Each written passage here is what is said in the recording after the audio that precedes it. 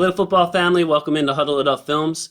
Today I have Jamil from Ravens Elite joining me. You might have heard him on his new podcast, the Football Weather Podcast, and I'm delighted to have him. Jamil, could you please introduce yourself to everybody and let people know where they can find your work and your coverage of the Ravens? Yes, sir, man. It's Jamil here. You can find me on Twitter at Jamil_7, or is it? Yes, Jamil_7. You can find me on Twitter at Jamil_7. You can also find my podcast, me and my bro Knox. Our podcast, Ravens Elite Football Weather Podcast, is on Anchor and Spotify. That's where you can find some of, we have some of the most, raw, authentic Ravens content around. So that's where you can find it. And I'm pretty, for me personally, on Twitter, I engage. So any questions, anybody want to, throw any ideas at me or whatever the case may be, I have pretty much open dialogue on Twitter. I'm not too, high and mighty to respond. No. I ain't there yet. I ain't get there yet. Hey, maybe you're never gonna get there. Like, I know Jamil and Knox well enough, sure. And I go to bat for these guys because I love Knox. I've known Knox a little longer than I've known Jamil, so I of course support them. And Jamil's right. Like, he's very active on Twitter. He answers the people's questions. He'll throw out stuff. You'll get to see some Instagram stuff. There's some other fun stuff that they talk about. And what I like about their podcast is it's very relaxed. It's kind of like the format I have here, where it's just football family, man. Just talking Definitely. Football. And I like that. Like, you guys have that connection. It seems like you've been friends for quite a while. So you can tell like they have some laughs with each other and everything. But that drops on Mondays, and I'm gonna have their link. I'll have your Twitter link there at the video description too, Jamil, so people will be able to find you and your podcast.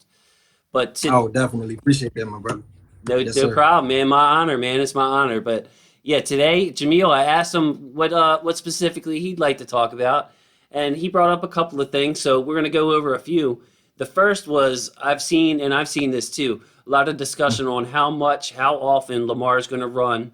Is it going to be less? Is it going to be just the same? Is he going to be the first quarterback to run for 1,000 yards in 3 straight seasons? He's done it twice, which is a first. So what do you give it to me straight? Is he going to run for 1,000 again?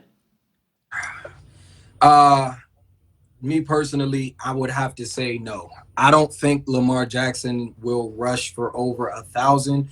I'm not going to completely be surprised if it happens, but I personally don't see him going this year over 1,000. I can see him somewhere between that 800 to 900 range, maybe pushing it going to 900, because I feel like the offense will be predicated on JK and Gus. I feel like this year is going to be more so Lamar's arm, but with the threat of him running more so than we know he can run. Their passing game hasn't really developed or anything like that, so we can just load the box. I think this year teams aren't going to be able to just load the box on us as much as they did in the past couple seasons. So I think he'll be a little under. I think like I said, I'm gonna take the safe bet and stay between 800 to 900, because that just gives me a lot of wiggle room in case he rushes anywhere between that number, between that range. So I'll just stick with between 800 to 900 yards rushing, and then the yards will be divvied between JK and Gus. And I'm actually 100% with you on this. Honestly, the only thing that I see in the argument on that he will get 1,000 is that there's an extra game. That's it. Yeah. Because other than that, Jamil, like, if you look at the interior line, you look at the backs we have, you look at the weapons we have in the passing game, there's no reason for us to be as reliant on the RPO itself.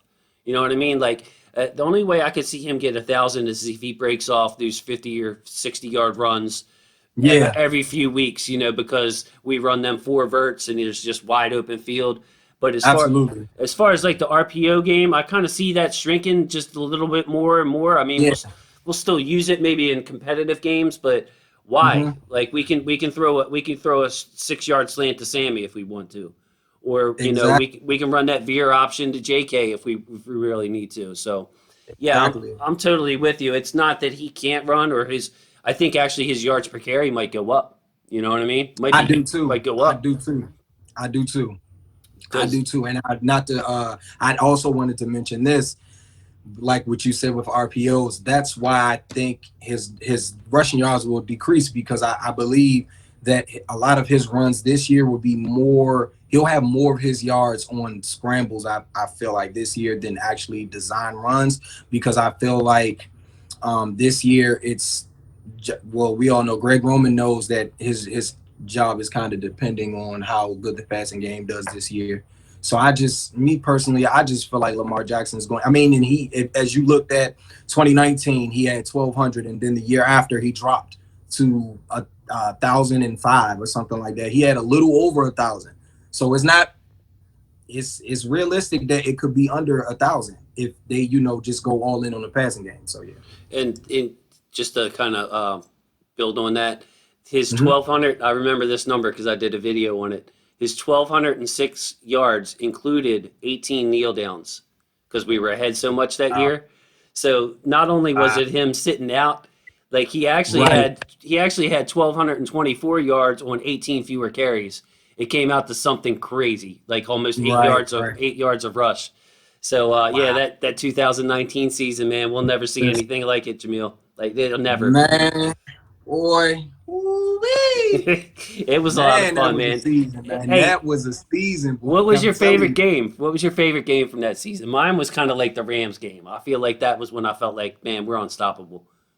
Yeah. See, I think what's crazy, because the Rams game was definitely that, like, that was that game, because even though Lamar, I want to say, even though we had tougher games, but that was the Rams. Aaron Donald, I think he didn't even, like, he wasn't even a factor. Neither was Jalen Ramsey. It was just like we went to LA and just ran all over them. Like, it was like literally ran the ball and just trampled them all. Get 5 Yeah, passing the touchdowns. Jackson It was, Five. The Jackson Five. yeah, It, it was nasty. But my favorite game, I would say the Patriots.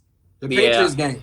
Because I think people thought, because of Bill Belichick's, like, history, like, young quarterbacks don't do so well against him, and for Lamar to assert his dominance the way he did in that game, and, like, the game wasn't close at all. nope. So, and they were undefeated, and they was undefeated, and they were I think they had the #1 defense at the time. So that was my favorite game all year. That was my favorite game. You know what? That's a good one. I And then love it. anytime beating the Patriots, I kind of like. But Oh yeah, absolutely. getting It's back on always a task, plus. like you talked about it a little bit, but what kind of big expectations do you have for the Ravens offense as a whole? Passing game, rush game, like aside from Lamar, what are your expectations? Okay. So for me personally, I think passing game, it's not going to be so much about yards, like yards per game or total yards at the end of the year, because just to a quick little note, having the most passing yards does not generate wins. I want people to know that, because obviously people think passing yards generates to wins, and it doesn't. I don't know what era we're in football where passing yards generates W's, and it doesn't. It's the So fantasy for football, me, and honestly, I think yeah, it's fantasy football era, but exactly. So they forget that touchdowns and efficiency, and that is the part that I feel like the passing game. I do feel like Lamar will go back to that plus 3,000, like over 3,000 yards passing. I think he'll be somewhere between like 34 to 3,500 yards passing, just modest. That's like the where I see him, but I see him probably because, like I said, with the extra game, and we also got to factor in 2019, he set out a lot of quarters, a lot of fourth quarters he didn't play. So I can see him somewhere 40 touchdowns passing, and he's pretty safe with not throwing, not getting turnovers and interceptions. So I can see Lamar, the passing game, just big on efficiency. That's the biggest part, efficiency. And I feel like Greg Roman knows that that's the direction that they have to go in. Plus, they have a full off season. Last time they had a full off season, we saw what happened. 2018 to 2019, full off season, baby. Greg Roman, he had a full off season with those guys, and they went 14-2, and Lamar won himself an MVP that year. yeah, So we get another full off season. So my expectations are through the roof. I feel like we're gonna have, the one of the probably the hardest offenses to defend. Like, I think it's going to be tough. I try to I'm trying to dial it back a little bit because, I'm like, Hmm. okay, you're a Ravens fan. Let's just, let's recognize that you probably got some bias in your heart here. But like, you're right, man. Like, I look back and there's no way. I have another video out. You may have seen it where we're talking about all the stuff that happened in 2020. And Hmm. the lack of training camp and full off season, like you said, was part of that conversation.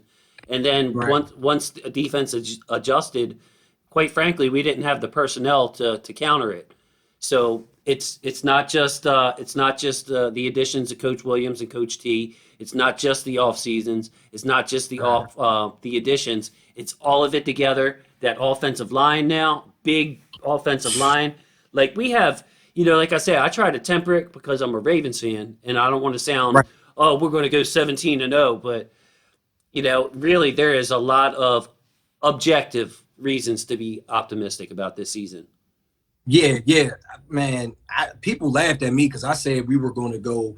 I think I said I can only see us losing 1 to 2 games. Like, honestly, losing 1 to 2 games because we went 14-2. Like, it doesn't get any worse. You can only get better. I mean, we got worse the year after because of many reasons because of COVID. But I want people to understand that if forging a new identity for a football team, you can't do that. When training camp starts roughly at the end of July. They stopped training camp like the second week of August. So that's a little under 30 days. That's like 20 to 25 days in between that number.